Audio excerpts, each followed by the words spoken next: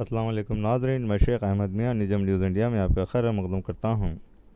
SUF Sunni United forum of India की जानिब से मिलाद ब्लड डोनेशन कैंप यानी खून का अतिया प्रोग्राम रखा गया है दरगाह क़ादरी चमन फलकनुमा हैदराबाद में।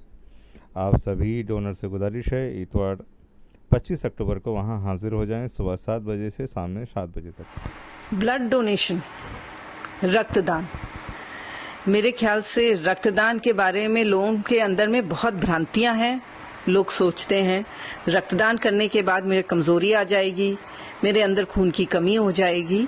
लेकिन जैसे मैंने कहा, ये सब भ्रांतियां हैं, ये सब मन का वहम है और ये वहम हटना बहुत जरूरी है। शायद भारतवर्ष ही एक ऐसा देश है जहाँ पे रक्तदान करने से लोग डरते हैं और पूरे संसार में कहीं नहीं डरते। इंसान तो सभी हैं, किसी को कमजोरी नहीं आती, तो भारत में रहने वालों को कैसे कमजोरी आ जाएगी। सबसे पहले जरूरी है कि आप इच्छा करें कि हमें रक्तदान करनी है।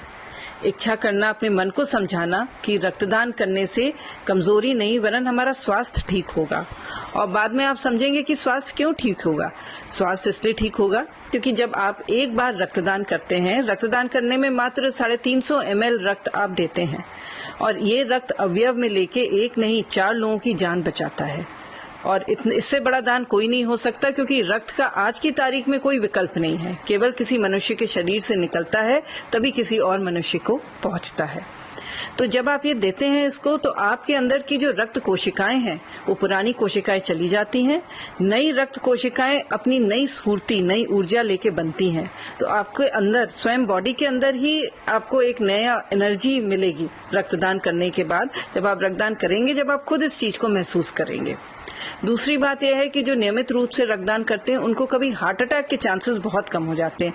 5% कम हो जाते हैं। बहुत बड़ा नंबर है, सुनने में तो 5% है, लेकिन सोचिए कि आप जो नियमित रूप से रक्तदान कर रहा है उसको जो हार्ट संबंधी बीमारियां के चांसेस बहुत कम हो जाते हैं।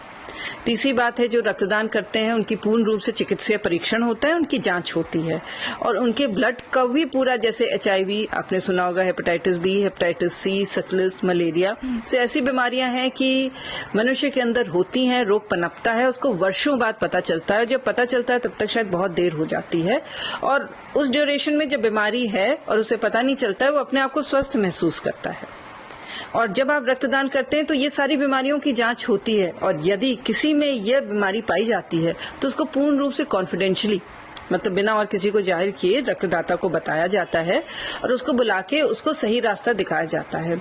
तो बहुत शुरुआत की समय में ही बीमारियां पकड़ में आ जाती हैं, तो आगे आपको बीमारियां बढ़ ही नहीं पाती और आप अपनी जिंदगी भर स्वस्थ ही रहते हैं।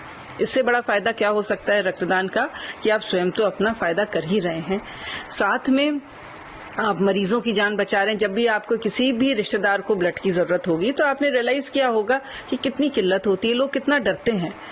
आजकल तो माहौल ऐसा है कि लोग अपने, मतलब पति अपनी पत्नी के लिए रक्तदान नहीं कर रहा है, भाई अपने भाई के लिए नहीं कर रहा है, बेटा अपने पिता के लिए नहीं कर रहा है। अगर ऐसे ही चलता रहेगा तो रक्त आएगा कहाँ से और बहुत सारे मरीजों की जान चली जाएगी। कभी ये नहीं सोचना चाहिए कि जब हमें रक्त की जरूरत होगी तभी हम रक्तदान करेंगे। यदि आप स्वस्थ हैं तो अपना फायदा करिए और दान करिए। रक्तदान करने से आपको कोई कमजोरी नहीं आती। कहते हैं इस भारत की अगर 2% स्वस्थ जनता भी रक्तदान करे नियमित रूप से हर 3-4 महीने के अंतर्गत, तो यहाँ किसी भी एक मरीज को